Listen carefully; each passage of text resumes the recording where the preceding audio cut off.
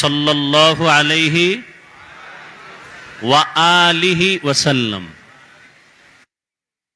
এতটুকু শব্দ একবার যদি উম্মত আদায় করে, আল্লাহ খুশি হয়ে তাকে 3টা পুরস্কার দান করেন।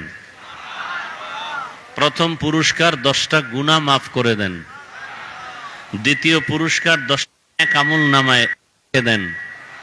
তৃতীয় পুরস্কার আল্লাহর দরবারে 10 গুণ মর্যাদা বাড়ায় দেন। কয়বার পড়লে? উলামায়ে কেরাম লিখেছেন কমপক্ষে 300 বার দরুদের আমল করা উচিত একজন আশিকে রসুল মুমিনের জন্য। কতবার? 300 বার। আল্লাহ আমাদের বেশি বেশি দরুদের আমল করার তৌফিক দান করেন। আমলের জগতে নফল যত আমল, নফল আমলের মধ্যে যত দোয়া যত কিছুই দেখলাম, আমার কাছে মনে হয় দরুদের থেকে বড় দামি পাওয়ারফুল আমল আর নেই। সমস্ত সমস্যার সব কিছুর সমাধানের এক আমল দরুদ। আর এই দরুদের মধ্যে উত্তম হলো দরুদ ইব্রাহিমী, যেটা নামাজে আমরা পড়ি। আল্লাহ আমাদের বেশি বেশি দরুদের আমল করার তৌফিক দান করেন। দৈনন্দিন কতবার দরুদ শরীফ? কথা বলেন। 300 বার।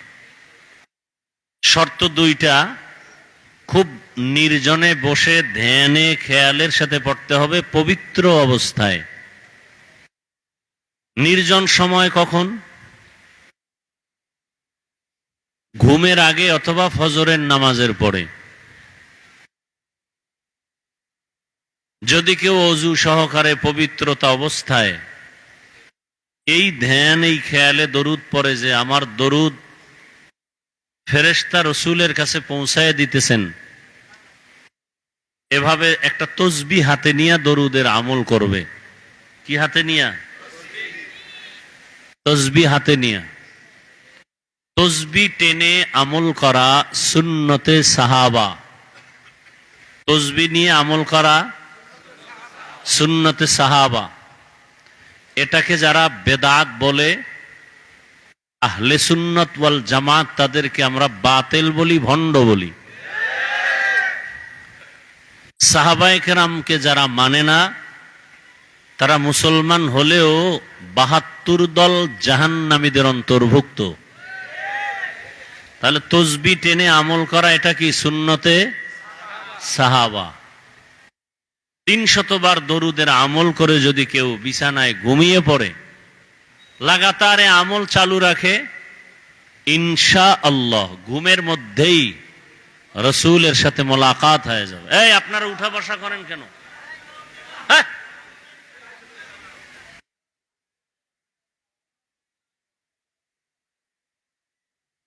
নিজেও ক্ষতি করেন, আমাদেরও ক্ষতি করেন। এমন কপাল নিয়ে দুনিয়াতে আসছেন কেন?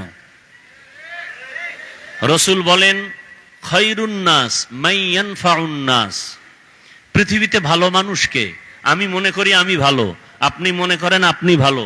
রসুল বলেন আল্লাহর আদালতে ওই ব্যক্তি ভালো মানুষ যে মানুষের দ্বারা অন্যের উপকার হয়, ক্ষতি হয় না। আপনি ক্ষতি করেন কেন? নিজেরও ক্ষতি করেন, মজলিসের ক্ষতি করেন। এটা তো আদব নয়।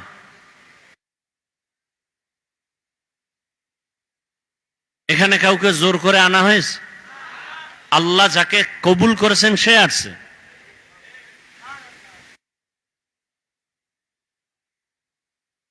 ইনশাআল্লাহ দরুদের আমল করব। তো তসবি কিনবেন, যাদের তসবি নেই আজকে থেকে তসবি কিনে সাহাবায়ে কেরামের এই সুন্নতটা আদায় করা শুরু করবেন।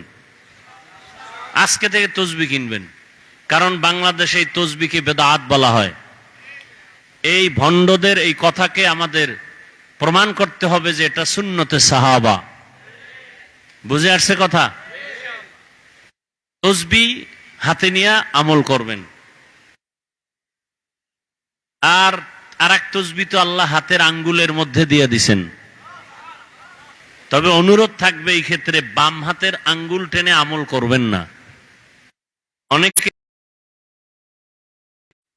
সালাম ফিরাই আমরা 3 বার কি পড়ি? আস্তাগফিরুল্লাহ, আস্তাগফিরুল্লাহ, আস্তাগফিরুল্লাহ। কি পইরা আস্তাগফিরুল্লাহ পড়তেছি? নামাজ খারাপ জিনিস? খারাপ কিছু করলে আস্তাগফিরুল্লাহ পড়লাম, নামাজ আস্তাগফিরুল্লাহ কেন? সেজদা দিলাম মালিক রে, আস্তাগফিরুল্লাহ কেন? করলাম ভালো কাজ, আস্তাগফিরুল্লাহ কেন? এই 3 বার আস্তাগফিরুল্লাহ পড়ার পরে প্রথম আমল, ফরজ নামাজের সালামের পরে দোয়া কবুল হয়। পারলে পড়বেন, বলে যাই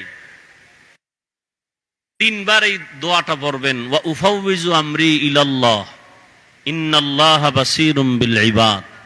কয়বার? 3 বার। এরপরে ডান হাতের আঙ্গুলের করগুলো গুনে গুনে 11 বার আল্লাহর একটা ইসিম পড়বেন, ইয়া নূর। কি? 11 বার। কয়বার? বাম হাতে না ডান হাতে? এবার ডান হাতে পড়ে চোখে ফু দিবেন, চোখের পাওয়ার বাড়বে। আর পাওয়ার না বাড়লেও যা আছে তা নষ্ট হবে না। ফু দিবেন কেমনে? বাম হাত দিয়া? এই ডান হাত দিয়া পড়ে ডান হাতেই ফু দিয়া চোখের উপরে ধরলে ফুটা চোখেই লাগে। এরপরে ডান হাত মাথায় রাখবেন, মাথায় রেখে 11 বার ইয়া কবিয়্যু, ইয়া কবিয়্যু। কতবার? 11 বার। আল্লাহ জেহেনের দরজা খুলে দিবেন, ব্রেন বাড়ায় দিবেন। আরো দোয়া আছে, দোয়ার কি শেষ আছে? তো আমি যেটা বুঝাতে চাই, বাম হাতে নয়, কোন হাতে? ডান হাতে। আল্লাহ তৌফিক দান করেন। তাহলে তসবি কিনবেন, 100 বার আমল করলে এটা হাতে তো আর পারবেন না, তসবি লাগবে। দরুদের উপরে কিছু কথা আমলের নিয়তে বললাম, আল্লাহ তৌফিক দান করেন। আপনি হাঁটতে চলতে সবসময় দরুদ শরীফ পড়েন, অনেক লাভ, অনেক লাভ, অনেক লাভ। দোকানে বসে আছেন, দরুদের আমল করেন। হাতে কাজ করেন, পায়ে কাজ করেন, জবানে কাজ আছে, জবানে শুধু দরুদের আমল করেন। বেশি বেশি দরুদ পড়েন, বেশি বেশি দরুদ। দেখবেন আপনার মনে যা চাইবেন আল্লাহ সব রাস্তা খুলে দিবেন। हर के बाशुद आमिले सल्लु मुदाम आतिशे दोज़ख शवद बरवाए হারাম। দরুদ পাওয়ারফুল একটা আমল। রিজিকে সমস্যা, দরুদ পড়েন। ঘরে অসুস্থ রোগী, দরুদ পড়েন, সুস্থ হয়ে যাবে। যাদের আয়োজনে আজকের এই প্রোগ্রাম, উলামা মাশায়েখ আইম্মা পরিষদ বাংলাদেশ কেন্দ্রীয় কমিটির একটি শাখা মাধবদী, আল্লাহ পাক এই পরিষদকে আমভাবে কবুল করেন। এখন এমন একটা পরিস্থিতি যে এখন সবাইকে এক হতে হবে, মাঝখানে কোনো ডিভাইড রাখা যাবে না। দলে দলে ভাগ থাকা এটা ইহুদিদের একটা চক্রান্ত। মদিনাতুল মুনাব্বারা ইহুদিরা ছিল কর্মচারী হয়ে ঘরে ঘরে কাজ করছে, কাজের লোক। ওরা ছিল কি? কাজের লোক। অবশ্য এখনো ইহুদিরা কাজের লোক। ওরা মাইক বানায়, ফ্যান বানায়। আমাকে এগুলো বানাবার সময় নেই, আমাদের ইবাদতের সময়।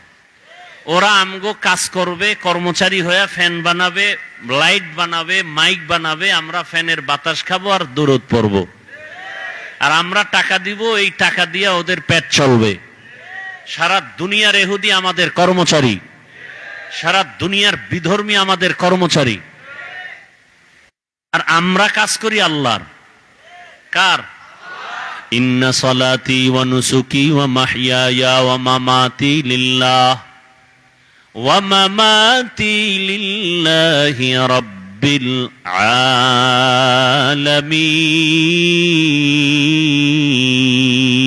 আলামিন। আমার নামাজ, আমার কোরবানি, আমার বেঁচে থাকা, আমার মরে যাওয়া কার জন্য? খাকো বাদ আবু আতিশ বান্দান বামানো তু মুর্দা বাহক জিন্দা আন। আমি বয়ান করি কার জন্য? আমি বয়ান শুনবো কার জন্য? আল্লাহর জন্য। যদি কেউ বয়ান শুনে তার নিয়ত কি থাকবে? যেটা আমি জানি না ভালো, যেটা জানবো তা আমলে নিয়ে নিব। আর খারাপ কিছু যদি আমার মধ্যে থাকে, বয়ান শোনা মাত্র আমি খারাপটার থেকে নিজেকে বাঁচায় রাখবো। আমি আর অন্যায় করব না। টোটাল ওয়াজের থিম হবে, বয়ান শুনে দুইটা কথা একমত হব, গুনাহ করব না, সওয়াবের কাজ আমি ছাড়ব না। আল্লাহ তৌফিক দান করেন। যেমন একটা সওয়াবের কাজ কি? ছোট ছোট আমলকে রসুল বলছেন ছোট মনে করে ছেড়ে দিও না। কারণ তোমার সারা জীবনের নামাজ, রোজা, তেলাওয়াত আল্লাহর কাছে গ্রহণ হয়নি, কিন্তু সামান্য একটা ছোট সুন্নত কবুল হয়ে গেছে, জান্নাত ওয়াজিব। আবার ছোট গুনাহকে ছোট মনে করে করিও না। জীবনের সব আমল বরবাদ হবে ছোট একটা অপরাধের কারণে। এজন্য ছোটখাটো আমলেও আল্লাহ মাফ করবেন। আজকে এই আমলটা শুরু করবেন, পারবেন না? যখন মোনাজাত হয়ে যাবে, এখান থেকে বের হবেন, খালি পায়ে যাবেন না জুতা আছে? জুতা দুইটা লেভেল পজিশনে রাখবেন। রাখার পরে বিসমিল্লাহ বলে ডান পায়ে জুতা আগে ঢুকাবেন, তারপরে বাম পা বাম জুতায় ঢুকাবেন। আগে কোন পা ঢুকাইলেন? তারপরে দোনো পা ঢুকছে না? ঢুকার পরে এবার স্থির বিসমিল্লাহ বলে ডান পা দিয়া কদম শুরু করবেন। যত কদম দিবেন কোন পা দিয়া? কোন পা দিয়া হাঁটা শুরু করবেন? ডান পা দিয়া। এটা সুন্নত। আমলটা করা যাবে না? আমলটা ধরে রাখেন। ঘর থেকে বের হবেন ডান পা দিয়া, ঘরে ঢুকবেন ডান পা দিয়া। এটার উসুল কি? মূলনীতি হলো ভালো যত কাজ হবে ডান দিক থেকে হবে। ভালো কাজ ডান দিক থেকে। বাথরুমে ঢুকতেছি কোন পা দিয়া? বাম পা। কারণ এটা উত্তম না, ভালো না। আবার যখন বের হচ্ছি, মুসিবতের বাউন্ডারি থেকে বের হচ্ছি, তখন দোয়া পড়ি গুফরানাকা, না আলহামদুলিল্লাহ, মাফ করে দাও হে মাওলা, প্রশংসা সব তোমার, আমি রিল্যাক্স হয়ে আসছি। আল্লাহ আমাদের বুঝার তৌফিক দান করেন। দুনিয়া আর মসজিদ কোনটা বেশি উত্তম? এজন্য ঢুকতে কোন পা, বের হইতে কোন পা? বাম পা। তাহলে আমরা ঢুকি আর বের হই, যাই কিছু করি, কিন্তু আমি যখন হাঁটা শুরু করব কোন পা দিয়া? জুতা যখন পায়ে নিব কোন পা আগে নিব? ডান পা। একটা সুন্নতের আমল ধরে রাখেন, রসুলের মোহাব্বতে, সুন্নতের মোহাব্বতে আল্লাহ কবুল করেন। উলামায়ে হযরত অনেক আলোচনা করেছেন। বাংলাদেশের সকলের পরিচিত মুখ হযরতুল আল্লাহ মুফতি সাখাওয়াত হুসাইন রাজি দামাত বারাকাতুহুম, মুফতি রেজাউল করিম আবরার দামাত বারাকাতুহুম, মুফতি আরিফ বিন হাবিব দামাত বারাকাতুহুম তথ্যবহুল আলোচনা তারা রেখেছেন, আপনারা শুনছেন। আল্লাহ পাক উলামায়ে কেরামদের এই আলোচনাগুলো উম্মাহকে সহি তরিকায় আমল করার তৌফিক দান করেন। উলামায়ে কেরামের ইজ্জতকে আল্লাহ বেশি বেশি বাড়ায় দেন। আমিন বলেন না কেন? অন্যের জন্য দোয়া করলে নিজেরটা আগে কাজে লাগে। একজন ব্যক্তি দোয়া করছে, হে আল্লাহ সারা দুনিয়াবাসীকে মাফ করে দাও। কার জন্য দোয়া করছে? সারা দুনিয়াবাসীর জন্য দোয়া করছে, আল্লাহ সবাইকে মাফ করো। আল্লাহ একজন ফেরেশতা পাঠায় বলেন, এই ফেরেশতা, এই বান্দা দোয়া করলো কার জন্য? কয় সারা দুনিয়াবাসীর জন্য। নিজের জন্য করে নাই? কয় না। কি দোয়া করেছে? হায় আল্লাহ সবাইকে তুমি মাফ করে দাও। আল্লাহ বলেন, নিজের জন্য দোয়া করে নাই, সারা দুনিয়াবাসীর জন্য করলো। তাহলে আমি দুনিয়াবাসীকে মাফ করার আগে ওই বান্দাকে আগে মাফ করে দিলাম। আতিনা ফি দারে দুনিয়া না হাসান, আতিনা ফি দারে উকবানা হাসান, ইয়া গিয়াসাল মুস্তাগীসিন ইহদিনা লিফতিখারা বিল উলুমে ওয়াল গিনা। হর গড়ি দে নেকো তু তৈয়ার है, जो न मंगे उससे तो बेजार है। আমি যে আলোচনার জন্য আপনাদের সামনে কোরআনে হাকিমের শেষের দিকে একটি সূরা তেলাওয়াত করেছি, মনে আছে কোন সূরা? সূরাতুল। পুরা সূরাটার আলোচনা করলে টাইম দিতে হবে কমপক্ষে 3 ঘন্টা। কয় ঘন্টা? যেই তালে উঠা বসা করতেছেন লক্ষণ বেশি ভালো না। বৃষ্টি হয় ভালো ছিল। আল্লাহ বান্দাকে নিয়ামত দেয়, বান্দা বুঝে না, শুকর আদায়ও করে না। আপনারা যদি দোয়া করেন, দোয়া ছাড়া সম্ভব না। আর দুআউ সিলাহুল মুমিন, মুমিনের হাতিয়ার হলো একটা দোয়া। আর দোয়া হুয়াল ইবাদা, দোয়া ইবাদত, স্বতন্ত্র একটা ইবাদত। অতএব আপনারা দোয়া করলে আল্লাহ তৌফিক দিবেন, এবং আল্লাহ তৌফিক দিলেই কথা বলা সম্ভব। আল্লাহ যদি তৌফিক না দেন সম্ভব। রব্বি জিদনি ইলমা, রব্বি ইশরাহলি সদরি ওয়া ইয়াসসিরলি আমরি ওয়াহলুল উকদাতাম মিন লিসানি ইয়াফকাহু কওলি। তো দোয়া করতেছিলাম আল্লাহ উলামায়ে কেরামের ইজ্জতকে বাড়ায় দেন। এখনো সবাই আমিন বলেন নাই। এই জমিনে উলামায়ে কেরাম আছেন তো আল্লাহর ইলম থাকবে, কোরআন থাকবে, হাদিস থাকবে। আর আল্লাহর ইলম যতদিন থাকবে আল্লাহর প্রশংসা ততদিন এ জমিনে চলবে। জমিনও ঠিক থাকবে, আসমানও ঠিক থাকবে। আর যেদিন থাকবে না, তারা আস্তে আস্তে কিয়ামত খুব নিকটে চলে আসবে। উলামায়ে কেরামদের মাধ্যমে মানুষ জান্নাতের পথ পাবে, ভিন্ন কোনো আর রাস্তা নাই, ঠিকানা নাই জান্নাতের পথ পাওয়ার। জান্নাতের পথ ঠিকানা পাওয়ার একমাত্র ঠিকানা উলামায়ে কেরাম। কারা? আন্তর্জাতিক এক চক্রান্ত, উলামায়ে কেরামকে আলাদা করে দাও, দলে দলে ভাগ করে দাও। একটা কি বলবে এটাকে, ধরে নেন এই পিলার, এটা কি পিলার, আস্থা আছে, শক্তি কম না বেশি? মাঝখান থেকে ফাটল হবে 2-3টা, শক্তি থাকবে? মুসলমান রসুল বলছেন একটা দেহের মতো, এক জোড়া, কোনো আলাদা নাই, এক দেহের মতো যখন থাকবে, দুনিয়ার কোন শক্তি মাথা উঁচু করে কথা বলার সাহস পাবে না। বাংলাদেশে আলেম ওলামা কম না বেশি? মাদ্রাসা, মসজিদ, পীর মাশায়েখ, মুসলমান বেশি। এরপরও আমাদের এত চেঁচামেচি করতে হয় কেন? আমাদের এত চিল্লাইতে হয় কেন? সব আলেম ছিলেন পর্দার আড়ালে, দেওয়ালের ভেতরে কিতাব পড়াইতেন, বুখারী পড়াইতেন, তিরমিজি পড়াইতেন, মুসলিম পড়াইতেন, কালা কালা রাসূলুল্লাহ পড়াইতেন। এরা এখন ওই ক্লাস বাদ দিয়া একদল অল টাইম মাঠে ময়দানে দৌড়াচ্ছেন। কারণ কি? আলেমরা মাঠে নামে নাই, নাস্তিক বেঈমান বাতিলরা তাদেরকে মাঠে নামতে বাধ্য করেছেন। বাংলাদেশে কোন মুসলমান, কোন আলেম, কোন কওমি, কোন তাবলিগ, কোন দেওবন্দি কখনো কোন মানুষের হিন্দু, বৌদ্ধ, ইহুদি, খ্রিস্টানের উপর আক্রমণ করে নাই, আক্রমণাত্মক বয়ানও করে নাই। করছে? তাহলে নাস্তিক কেন আলেমকে গালি দেয়?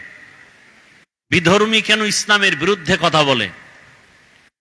পৃথিবীতে ইসলাম মানুষের অধিকার রক্ষা করেছেন, কিন্তু কিছু নাকেসাতুল আকল, অর্ধ আকলওয়ালা, জ্ঞানওয়ালা নারীরা কেন নারীদের অধিকার নিয়ে মাঠে ময়দানে বেপরদায় মিছিল করে, ইসলামের বিরুদ্ধে আঘাত করে? করে না? করে না? আমরা তো হিন্দুদের ধর্মের উপর আঘাত করিনি, ইহুদি ধর্মের উপর আঘাত করি নাই, আল্লাহ তো স্বাধীনতা দিয়া দিছেন, লা ইকরাহা ফিদ্দিন, ধর্ম নিয়ে কোনো জোর জবরদস্তি করা যাবে। হিন্দু তার ধর্ম পালন করবে স্বাধীনভাবে, ইহুদি তার ধর্ম পালন করবে স্বাধীনভাবে, খ্রিস্টান তার ধর্ম পালন করবে স্বাধীনভাবে। আল্লাহ স্বাধীনতা দিয়েছেন, তার মানে কি তারাও জান্নাতে যাবে? স্বাধীনতা দিলেন কেন? দেওয়ার একমাত্র কারণ, পরীক্ষার হল এ পৃথিবী, আর পরীক্ষার হলে প্রশ্নের উত্তর কেউ ভালো লেখে, কেউ খারাপ লেখে, কাউকে বাধা দেওয়া হয় না। দেওয়া হয়?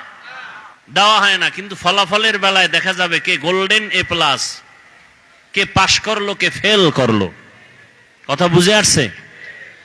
কিন্তু তারা ধর্ম পালন করতে গিয়ে যদি মুসলমানের উপর আক্রমণ করে, তখন আর মুসলমান বসে থাকার কোনো সুযোগ নেই। হিন্দু, বৌদ্ধ, ইহুদি বাদ দেন, মুসলমানের উপরে, আলেমের উপরে আক্রমণ তো হিন্দু করে না, খ্রিস্টান না, মুনাফিকরা করতেছে। বহু জায়গায় মসজিদের আজান বন্ধ, ফজরের নামাজ পড়ে ইমাম সাহেব একটা তেলাওয়াত করে, গজল গায়, মসজিদের আশেপাশের মুসল্লি মুসলমান বলে আমার ঘুমের ক্ষতি হয়। আছে না নাই? মুসলমান ফ্যাক্টরি, মাধবদী একটা বাণিজ্যিক এলাকা, ব্যবসায়ী প্রতিষ্ঠানের এলাকা, বহু মুসলমান আছে ফ্যাক্টরিতে কর্মচারী কাজ করবে, নামাজের টাইমে সময় দেয় না। আছে না নাই? ইসলামের ক্ষতিটা কারা করতেছে হিসাব করা দরকার। এগুলোর থেকে আমাদের এক হতে হবে। আমরা কালেমার মুসলমান। আমাদের আল্লাহ কতজন? বলেন বলেন। আপনাদের আল্লাহ আলাদা, আমগো হুজুরদের আল্লাহ আলাদা, তাবলিগ চরমনের আল্লাহ ভিন্ন। তাহলে সবার আল্লাহ, রসুল, কোরআন, কাবা, ধর্ম, কালেমা, তাহলে ভিন্নতা কেন? দ্বন্দ্ব কেন? দুনিয়াতে আসছি সিস্টেম, বিদায়বেলা কাফনের সংখ্যা, সারা দুনিয়ার পুরুষের কাফন কয়টা, মহিলাদের কতটা, কালার হবে আলাদা। চরমনাইওয়ালাদের কাফনের কালার একরকম, তাবলিগওয়ালাদের কাফনের কালার ভিন্ন। আপনাদের মাধবদী থেকে ভুলতা গাউসিয়া পর্যন্ত পাঁচরুখি সহ যারা সাইনবোর্ড লাগিয়ে আছেন আহলে হাদিস, তাদের কাফন হবে ভিন্ন কালার। কাফনের কালারও, কবরের সাইজ না আপনাদের এলাকার একটু বড় হবে? কবরে রাখার পরে ভেতরে প্রশ্ন হবে কয়টা? সব আপনার প্রশ্ন আমার প্রশ্ন ভিন্ন ভিন্ন, সবার বেলায় একই প্রশ্ন। কথা ঠিক? তাহলে আল্লাহ এক, নবী এক, কোরআন এক, কাবা এক, ধর্ম এক, কালেমা এক, কাফন এক, কালার এক, কবর এক, প্রশ্ন এক। এত দ্বন্দ্ব কেন? আর দ্বন্দ্বটা সোনার বাংলায় কেন? আপনারা মক্কা মদিনার খবর জানেন। সারা দুনিয়ার যত লাইনের মুমিন মুসলমান আছে, এরা মক্কায় হজে আসে না? আসে। এক ইমাম নামাজ পড়াচ্ছেন, পেছনে হাজারো লাখো কোটি মুসলমান নামাজ আদায় করতেছেন। কেউ বুকের উপরে হাত বাঁধিয়া, কেউ নাভির নিচে, কেউ হাত ছেড়ে দিয়া দাঁড়িয়ে আছেন। কোথায়? মক্কা মদিনায়। আবার কেউ নামাজের ভেতরে কেরাত চলতেছে ইমাম সাহেবের, সবাই নামাজে, সেও নামাজে, মোবাইলে কল আসছে, বের করে কথা বলতেছে, আবার পকেটে রাখছে, নামাজ এখনো যায় নাই। কেউ আবার সেজদায় যাওয়ার আগে পকেট থেকে একটা কাঠের টুকরা বের করে কপালের নিচে দিছে, ইবলিস সেজদা দিয়া জমিন নাপাক করেছে, এজন্য কাঠের উপরে কপালে সেজদা দেয়।